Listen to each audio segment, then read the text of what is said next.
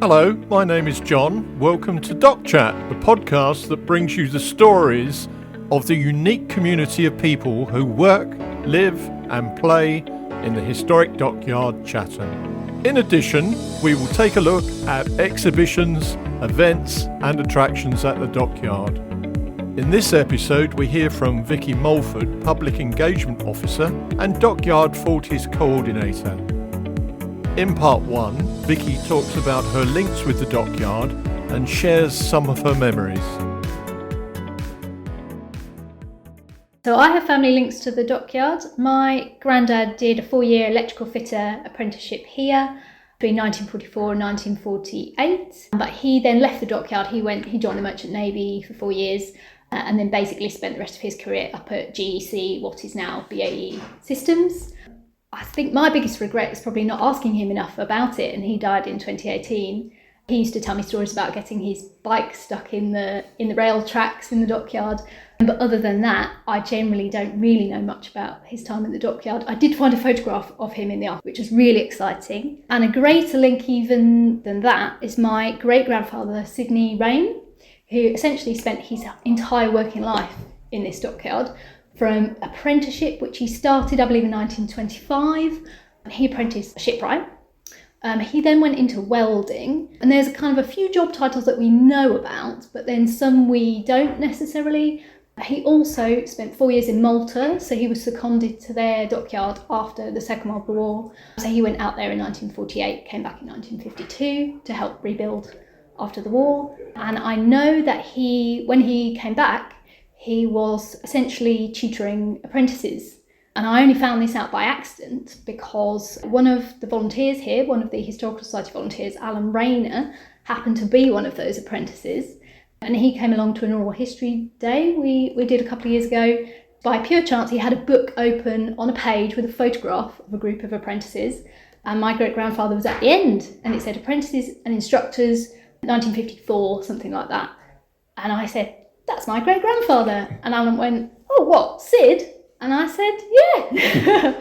And I said, I never met him because although he was a young father and grandfather, he unfortunately passed away from asbestosis, as many did, 5 years before I was born. Although his wife, my great-grandmother, was still alive when I was young. But I think even at that age, I was 6 when she died, I wouldn't have thought really to ask them about. The Dockyard wasn't kind of in my thoughts really at that age, although I had visited at that age.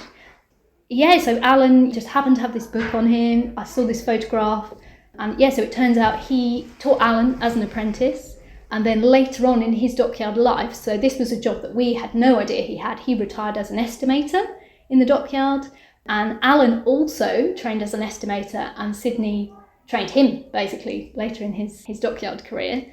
And I discovered that the cricket bat that my parents still have in their house, which was all signed, so when my great-granddad retired, all of his colleagues signed it, and they drilled a big hole in it, because the running joke was that he was very sporty, so he was in a lot of the Dockyard sports teams, and he was very good at cricket, and nobody could run him out ever. So that was the joke, was they cut a big hole in this cricket bat. And it turns out that Alan had organised the whole thing, and his signature was on the bat, which I've since found when I went to my parents, and there was a couple of other names that Alan mentioned, and I found their names on the bat as well. So that was really exciting, actually, and because I have no tangible memories of my great-grandfather. And it turns out also his party piece, as I said, he was quite sporty, party piece was doing front flips, apparently, down what they used to call the bingo hall, which is where they did the estimating. So I would love to have been a fly on the wall seeing that. I mean, I assume he was wearing a suit, as they did in those days. So he retired in 1969, and he was part of the team that worked on the Ocelot. So that's very surreal to walk past Ocelot on a daily basis and think that my great-grandfather, was part of the team that constructed that, and it's still here today. And a recent project that I was involved in was a community group crocheted a replica of the Ocelot, and I was thinking, I wonder what Sid would think of that. And actually, as part of the Hidden Heroines project we did 3 years ago, I discovered that my great-grandmother, Grace Dumbrell, she was Mulford when she married Henry Powell Mulford, who was in the Royal Navy, stationed here. She was actually a Wren based at Pembroke in the First World War, and we discovered that she was a motorbike dispatch rider. So she used to take messages from the different kind of queues. So that was really exciting because I didn't really know much about my great-grandmother, and people didn't really talk about her because she died relatively young as well. And her eldest child is still alive, my great-aunt, and we brought her to see the exhibition, and that was really special. So my own personal Dockyard connection I started volunteering here in 2013. So after I graduated from university, so I volunteered with the collections team. So we spent quite a lot of time in the collection stalls, which are down underneath a section of the ropery, in the hemp house cellar, doing various collections orders and things like that. And I then joined the visitor services team, as it was called then, in April 2014. And I remember a baptism of fire, because I remember it being Steam and Transport Festival, basically the week after I started. And during my time in the Dockyard, there have been some really memorable moments, including kind of filming setup. I remember when I started volunteering, possibly even in the first couple of weeks, they used to turn a lot of the section where the collection stores is and the kind of tarred yarn store into all sorts of things. I remember one of the early ones I saw for me was, I think it was I, Frankenstein, the film, and they turned the sort of tarred yarn store interior into a hospital, and I can't remember what the outside of the stores was. Also the Man from U.N.C.L.E. as well. I remember sort of going into the stores earlier in the day and then coming up, and it was sort of completely transformed. I just think it's amazing what they do. And there was a spoof version of Sherlock Holmes. I believe that was maybe 2015, 2016. And they spent weeks set dressing that. And I remember them casting the bricks on the ropery and then hand painting these bricks, and they built structures as well to cover up sections of the ropery. And it just taking weeks and weeks. And then tearing it down takes a lot less time than that. But just the attention to detail as well was absolutely amazing. Another kind of standout moment for me, so I should mention I'm very small, so one of my specialities is fitting into small spaces or being posted into small spaces. So cleaning the Namur timbers back in 2016, so when we were doing all the prep for the Command of the Oceans galleries, I probably cleaned those timbers a total of about 3 or 4 times. Because I remember earlier in the year, maybe early February, they were doing the filming of the timbers, which you can see on the AVs in the galleries. So I remember having to do a fairly extensive clean then, because there was all sorts of dust and detritus there, and they were still doing a lot of the builds at that time, and they laid undisturbed, and we'd started the build, so there was all sorts of rubbish to clear out from them. So that was kitted up in full PPE, had a big industrial hoover to keep crawling in, crawling out, going for regular breaks. So yeah, and then I did it, at least another 2 or 3 times in the lead up to the May when we opened as well. And occasionally, now I'm not part of the collections team, but I used to occasionally have to take the cobwebs out of the front of them as well. If we had important visitors, or if we had an event on or something. Another moment for me was the 2018, so I was put into the ballot for the 2018 Centenary Commemorative Service at Westminster Abbey because of the work I'd done with the 3 Cruises project in 2014. So although I was a member of the Visitor Services team at that time, with my design background, I designed the pop-up 3 Cruises exhibition. So yeah, I was lucky enough to be chosen for that. And that was amazing, really, that the service. So yeah, I got to go, and I'd never been in Westminster Abbey before as well. So that was exciting to do that on behalf of the Dockyard. We will hear more from Vikkie later.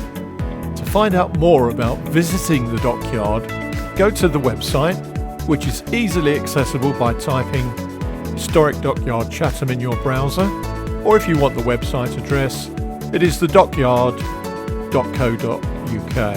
That is thedockyard.co.uk. You will be able to buy tickets online, and the great thing is the cost of a ticket gives you access to the Dockyard for a year. However, the Dockyard closes to the public each November and reopens to the public in February, except for special separately ticketed events. Included in the ticket price this autumn is a special half-term event called Dockyard, which runs from the 19th of October to the 3rd of November. So if you want some gut-wrenching tales and gruesome fun for all the family, this is not to be missed. All details on the website. We have a new exhibition in number 1 Smithery. Ralph Steadman, the Inkling exhibition, runs until the 17th of November. Visitors will see examples of his unique and distinguished work.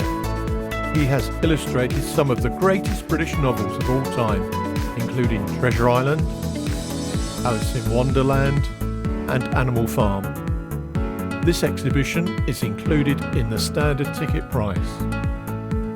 Here is more from Vikkie as she tells us about her many roles at the Dockyard. I actually went to art college, so I did a foundation diploma in art and design at UCA in Canterbury. I went to Leeds to study graphic design, but I got to my 3rd year and I thought, I don't think I'm ready for, the world of commercial graphic design, because it was a very conceptual course. It was almost like doing fine art at times. So I didn't feel prepared in terms of kind of doing web design or anything like that.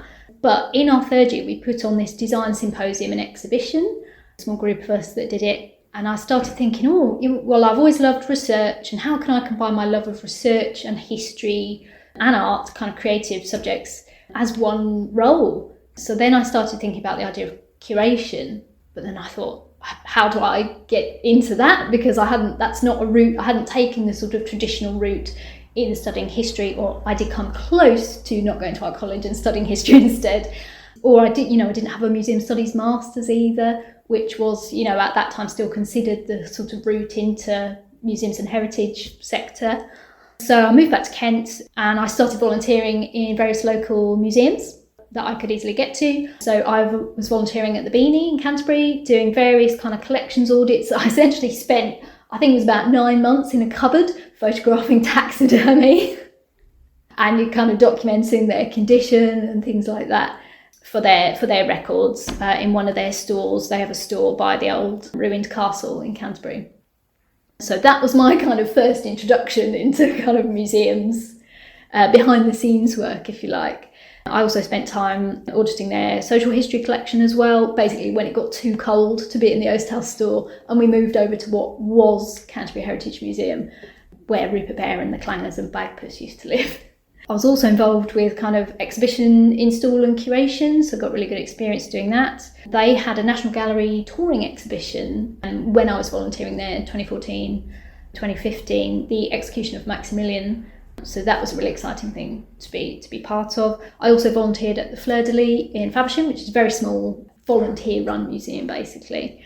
Again, doing kind of social history collections audits, but also exhibition curation and install. And during my time there, they also employed a paid learning officer. So I got a lot of experience with them doing kind of primary schools kind of outreach work as well. So that was really fun. But I also started at the volunteering at the Dockyard with the collections team, as I previously mentioned, October 2013. So a few months after I graduated, and I immediately started work on the Invincible collections audit. So that is the collection that you can now see on display in the Command of the Oceans cases. So at that time, they were just kind of working through what in the collection, that they would want to go on display, the sort of star items. And then we were filling in collections reports, which you kind of described the object, you measured it, and you used sort of certain words to describe its condition and things like that. And at a later date, we were also photographing the objects as well, with a view to deciding which would go for conservation to eventually go on display in Command of the Oceans. And then later on, when they had some, as part of the project funding, they invested in sort of digital camera equipment and lighting, and then those photographs formed the basis of the online collection that you can see today. Through that volunteering actually at the Dockyards, I was then able to join the visitor services team, as it was called then. So I joined that in April 2014, and that involved things like manning the galleries. But the main focus for me was, they said, would you be interested in training to be a ropery guide? And I said, I'd be interested. And I'm quite introverted person, And that was like well outside of my comfort zone, but it was something I was really interested in, and I knew they needed guides at that time. So yeah, once they trained me up to do that, I think I started doing those tours in the July of 2014. That was the sort of majority of what I did for the visitor services team. So, I mean, I used to really enjoy that, which is maybe a weird thing for an introvert to say. I just used to enjoy interacting with the public. And, you know, I remember my first tour, I had a group of, I think they were scouts, they might have been younger, I'm not sure, but they were very understanding actually, considering it was my first tour. And yeah, and I just used to enjoy the sort of tactile nature of that role, but also of the ropery itself and the rope making process, and just the sort of the whole feel and the smell of the building. You know, it's a really, really unique place. You'd walk half a mile just kind of checking, unlocking the doors on the rope walk each morning. So it's it's very good for your step count as well. But it was absolutely exhausting, I have to say, you know, talking for 45 minutes at a time, multiple times a day. Used to be absolutely exhausted. But yeah, I absolutely loved that.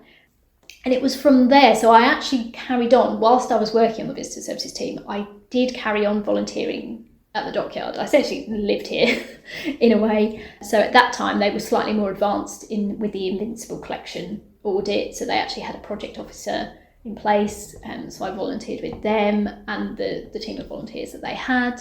So at that time they had the photography equipment that I mentioned, and the photographs that they were taking were going to be the ones that ended up on the digital online collection. So yeah, I just kind of kept my hand in with the volunteering there as well. And so my route into the kind of professional side of the Dockyard office team, I suppose, if you like, was actually when my colleague Helen went on maternity leave to have her first child. So that was 2015. I went through the interview process and I was lucky enough to be selected as the collections assistant maternity cover for Helen. So I actually started that role on the 1st of July 2015. And that was a kind of all-encompassing role, really. There was all sorts of things involved in that role, from collections documentation and processing donations, which was essentially filling out object record forms for recent donations, you know, recording measurements, descriptions, conditions, but also then kind of liaising with the collections manager about donation inquiries that we'd had and whether we wanted to accept them in line with the collections development policy that the Dockyard has, because we were a very small team back then actually, so we kind of chipped in with a bit of everything. So whether that was people physically coming to the reading room and get material out for them and they would come for a research visit, or whether that was sort of scanning things in and emailing it to them. We would also help out with exhibition installs and de-installs, so that was always really fun, really practical, and it was a good desk break. It was a really good screen break because it was really hands-on, and you know, you'd be in the gallery in the smithery for most of the week. So that was always a really fun element of the job. We would also go around and do environmental monitoring around the site as well, and integrated pest management, which is basically if you're ever going around the Dockyard and you see like a little white sticky trap, sort of a triangle shaped trap, we'd go and place those around in different galleries, different areas of the Dockyard, and then they have sticky pads on them, and basically different bugs and things, pests would get stuck to the sticky bits, and then we take them away, look at them under a microscope, and then you know through that we could identify whether a particular area had a problem with certain pests. For example, if there was a carpet beetle outbreak or silverfish or something like that. That was a way of monitoring that as well. So that involved sort of clambering in and around and over all sorts of things. So that was, again, like a practical site-based thing, which was good for having a desk break. This role evolved into Digital Engagement Officer, which I started in June 2018, which essentially involved digitising trust collections and identifying different collections to digitise. So this then fed into the setting up of the new reading room in 2019. So the first online collection, as I mentioned, was the Invincible collection.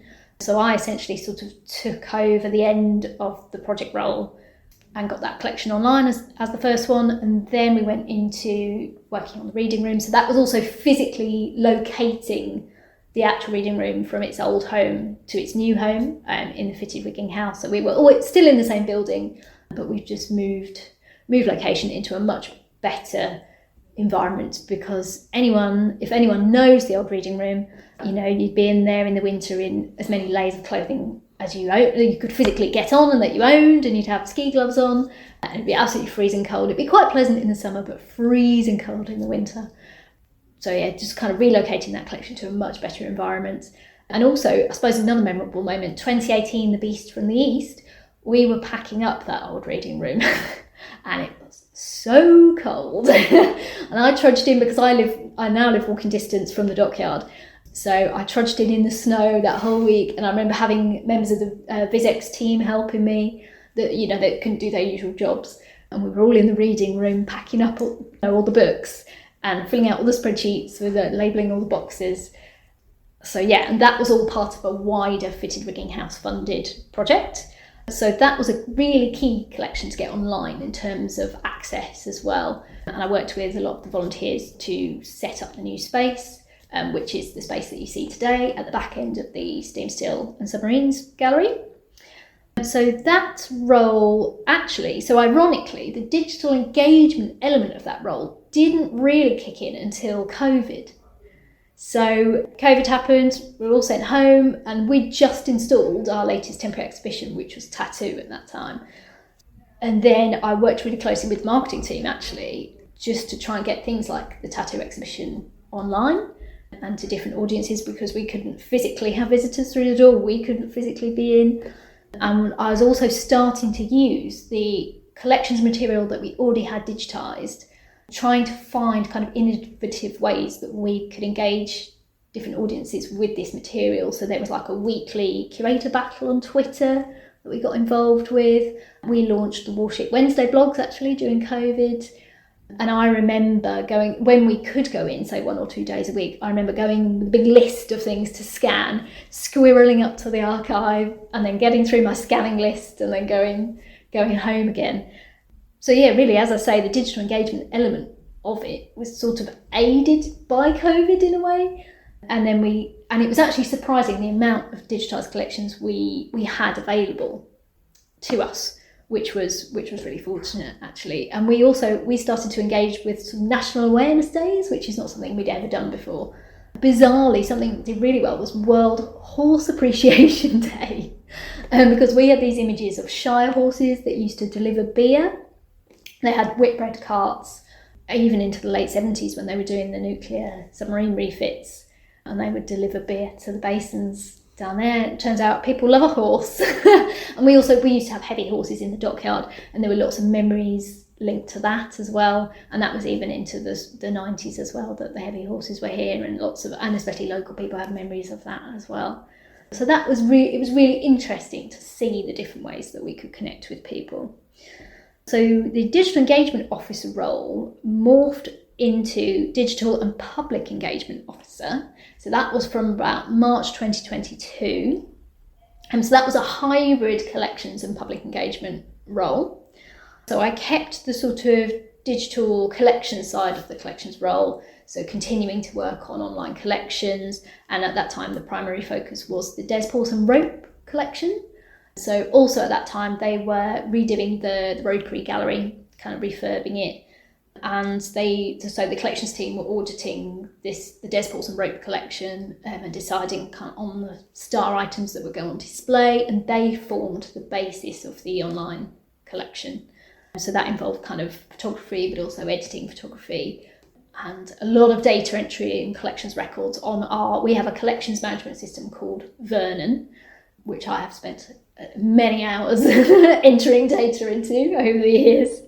And everything you see on our online collections is all fed through that system.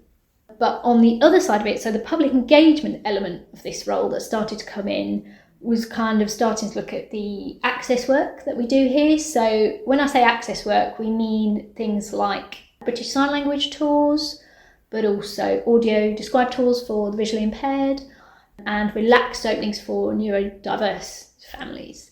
So I was sort of starting to develop the offer that had started just after COVID. I was also looking at the community exhibition programme, which if you go to the Namurin, which is at the very front entrance to the Dockyard before the pay barrier, there's kind of a rolling programme of community exhibitions. So I was sort of starting to look at different community partners to work with to do those. And then this role then progressed into my current role that I have today, which is Public Engagement Officer and Dockyard40 Programme Co-ordinator. So a really nice short role that fits really nicely on a business card. So essentially I officially left the collections team in October last year and to focus purely on public engagement. So as I say, the public engagement side of the work, carry on with the access tours, and my colleague Lisa, who's also a learning officer, supports with a lot of the access work. And actually it was down to Lisa that we were able to launch the Dementia Cafe last September. So we've just had our year birthday for the Dementia Cafe, and also things like introducing sensory bags as well. Community exhibitions, again, I've been working with lots of different new and existing community partners to get a real diverse programme of community exhibitions in our free to access space. I think one of the most fun things from last year was working with the Monsters of the Deep theme, which was our main temporary exhibition that we had at the Dockyard. So yeah, that was an amazing, really fun theme to work with, and we worked with community partners, Intra Arts, to make these amazing large-scale wicker and tissue paper lanterns, like sea monster lanterns, which we used at various external events. So that's another element of my role, is going out to representing the Dockyard at external events. We started with some public engagement consultancy work, and some of the feedback from that was that we need to be more present in the community. So that's when we started to look at these community events. So we've engaged with things like Chatham Carnival for the last 2 years, Medway Pride as well, and Armed Forces Day and things like that. And for the first time this year, Chatham Chinese Festival, which was relaunched. So yeah, these amazing sea monster lanterns went with us in the various parades attached to events last year. And we worked with another community partner, Nucleus Arts, and one of the artists made these amazing sparkly tentacles, which I spent most of last year wearing in various colours, and a massive jellyfish outfit, which our volunteers loved wearing. I had to twist a lot of people's arms to wear these outfits last year, because I love dressing up, but apparently not everyone does. So since taking on this role, I've established a talks programme. So we have an evening talks programme. So every first Thursday of the month, we have a talk on a different theme, often linking to a temporary exhibition, and this year linking to Dockyard40 as well, sort of key figures from the Trust's 40-year history to date, but also our RNLI 200 exhibition, Medway Pride, things like that. And the audience this year has really grown as well. Really engaging programme. So in terms of the Dockyard40 specific element of the role, I've launched a photographic exhibition in the pipe bending floor back in March. So that it was almost like a physical representation of the then and now photography that we actually started on social media during lockdown, and showing sort of Dockyard scenes historically and present. So we had a selection of those in the pipe bending floor, not all from 1984, so some were more historic. So that was a kind of a key launch moment for Dockyard40. I also researched, developed and designed a Dockyard40 touring exhibition, which has been to various Medway libraries. It actually started at Medway Archives, it's been to various Medway libraries, and it will soon start its final journey at the Pentagon Shopping Centre in Chatham. We've also produced a souvenir Periscope newspaper, so based on the original Dockyard Periscope newspaper that ran from the mid-60s until 1983. So we've done a 40th anniversary souvenir one, which is now available in print. And we worked with different community partners for the content, but also our staff and volunteers contributed a lot as well. And a really big project as part of Dockyard40, the biggest community project that I've been involved with, we worked with a local CIC called Unravel and Wind, based in Gillingham, and they made these amazing crochet creations. So they were the ones that did the crochet replica of the Ocelot submarine. They did a crochet replica of Gannet. And the ship's volunteers got very involved, and they made these amazing red anchor pegboards for us to hang little crocheted anchors on. And Unravel and Unwind also made amazing postbox toppers, which we distributed around different towns in Medway, kind of themed to Call the Midwife, RNLI 200, we had Dockyard trains, we had a little mini Thomas Waghorn, who's the infamous statue by Chatham Station, and an amazing lady with a flatbed knitting machine made a large cape with the Dockyard logo on and a traffic cone, a knitted traffic cone for the Thomas Waghorn statue by Chatham Station, who, if you don't know him, he always has a traffic cone on his head. So they were around Medway, but then they were displayed in the Nemirium as a community exhibition, and they are just about to finish their month's residency at Intra-Arts. Yeah, so that's the kind of exciting and varied stuff that I get up to in my current role. So there's never a dull moment in the Dockyard, and I'm always on the lookout. I'm always signing people up for things, whether that's being in a parade, wearing a sparkly outfit, being part of the Dragon Boat team. Yeah, so it's all fun. We are now on 11 podcast platforms, including Amazon Music, Apple Podcasts, Spotify and YouTube. You can either visit any of the 11 podcast platform websites or download their free apps from the Google Play Store or the Apple Store. If you have enjoyed our podcast, please hit the subscribe button and you will be sent a notification whenever a new episode is added. To contact us about the podcast, please email us at podcast@chdt.org.uk. That's podcast@chdt.org.uk. So until the next time, this is John saying goodbye and take care.